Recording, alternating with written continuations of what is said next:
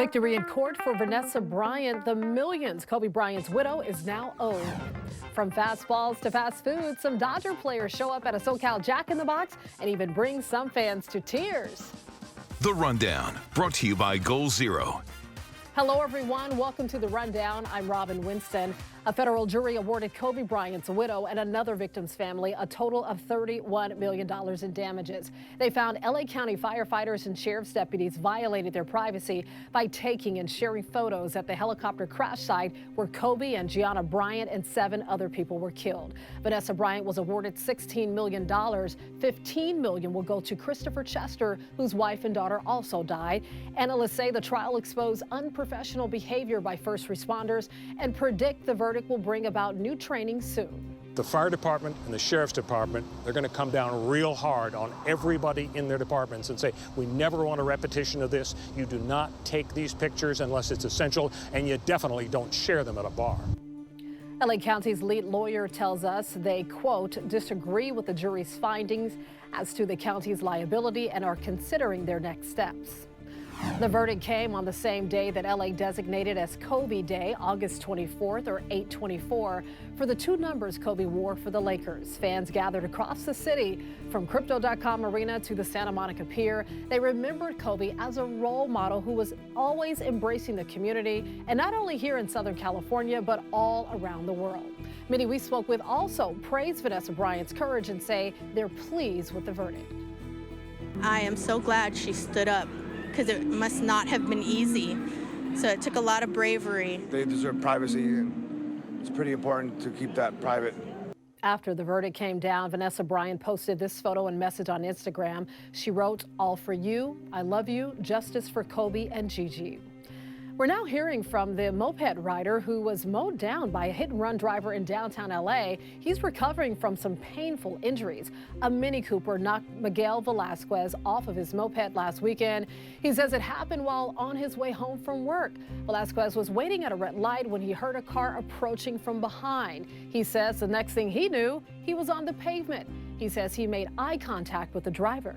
You know, I thought, what a terrible person. How could dare you, take my life for granted, drive away without a second thought as far as my health and safety. I could be dead, but you just didn't care.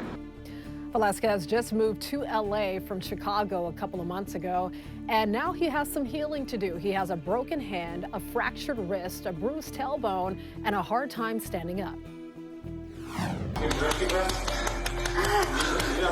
don't know if I'm breathing. He is? Okay. That's LAPD officer Nick Ferrara saving the life of a little boy who wasn't breathing. The 1-year-old's father brought him into the department's harbor station in San Pedro on Tuesday because he was having seizures. Officer Ferrara used infant CPR to get the boy breathing again before an ambulance rushed him to the hospital. He's expected to make a full recovery. All right, if you're not a fan of the humidity, hang in there. Meteorologist David Bigger is here to let us know when we'll get some relief. Going through the next couple of days, we've got a couple of things happening in the weather department. First of all, we're cooling off getting into the weekend. We're also losing that monsoonal moisture, so the humidity is going to get better and the chance of storms is going to start going away for the area mountains. We have the basin forecast on top here, coastal forecast down below. You can see the cooling trend getting into Saturday and Sunday. Upper 70s to low 80s around the basin, but for next week, we start slowly warming things back up into the upper 80s. For the valleys on top, Inland Empire forecast down below, it's the mid 90s for the next 2 days. Upper 80s to low 90s for the weekend, so it looks really nice and cool, but by next week, middle of next week, we're looking at the upper 90s to low 100s. Let me show you what it looks like for the deserts. High desert on top, low desert down below. Chance of thunderstorms for the afternoon hours on Thursday. As we get into Friday, just a slight chance of storms. The weekend looks really nice. And finally, the area mountains looking at a chance of storms for Thursday as well. Probably not as widespread as Wednesday. Getting into Friday, the chances decrease. And then the weekend looks great in the area mountains with temperatures in the mid 70s under sunny skies. That's a look at your weather forecast. I'm a power blackout, and I'm going to put you in the dark. What is that? It's the Yeti 3000X solar generator, a home backup system from Goal Zero. Take that blackout. President Biden is forgiving billions of dollars in student loan debt. A lot of people across the country are celebrating the move, but for others, there are feelings of resentment. The government will forgive up to $20,000 for Pell Grant recipients. $10,000 can be cut from other public loans. This is for people making less than $125,000 a year. And the pause on federal student loan payments will extend until the end of December. To me, that just puts a lot of relief to my overall financial planning in the future. It also just makes me feel better.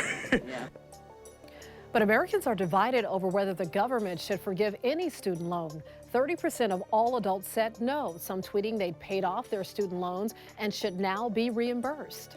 Cosmetics retailer Sephora is expected to pay $1.2 million for selling customers' information without telling them. California's Attorney General announced the settlement Wednesday, but it still needs to be approved by a judge. Sephora is not required to admit wrongdoing, but the company agreed to make changes to its website. This is the first significant settlement under California's online privacy law. The Attorney General says more than 100 other companies have been put on notice to make changes. Last call at California bars and nightclubs will still be at 2 a.m. That's not going to change anytime soon. California lawmakers said no to legislation that would have allowed bars in 3 cities to serve alcohol until 4 a.m. Those cities are West Hollywood, Palm Springs, and San Francisco. But the plan is not dead yet. There's a chance that lawmakers might consider it again at a later date. Your happy hour plans could take a hit. Bay Area winemakers say they're dealing with a shortage of oak barrels. Supply chain issues have already delayed bottling at some wineries by months. First, it was glass bottles arriving months late and jamming up production.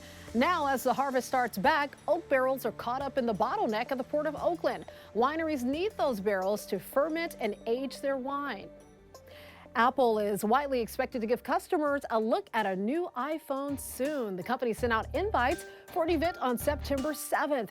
It features the night sky in the shape of the Apple logo with the tagline, "Far Out." Apple is rumored to unveil a new, larger iPhone 14 and will likely announce the release date for its latest mobile operating system. In June, Apple revealed that iOS 16 will include a revamped lock screen and the ability to edit messages. Kevin Hart's new endeavor is now officially open. The superstar comedian launched a fast food restaurant that's completely plant-based. It's called Hart House, located in Westchester, just minutes away from LAX. The comedian says he wants to make plant-based eating accessible and affordable for people who may not be able to dine out at a lot of vegetarian restaurants. Hart told Eater LA he already has another location under construction in Hollywood and hopes to open several more over the next year.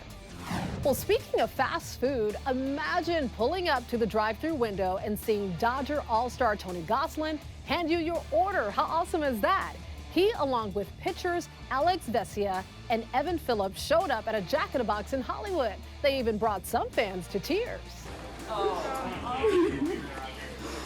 Congratulations, dude. I love Dodgers so much, and it means a lot to me that they're here, and I got to come so quickly and meet them. So.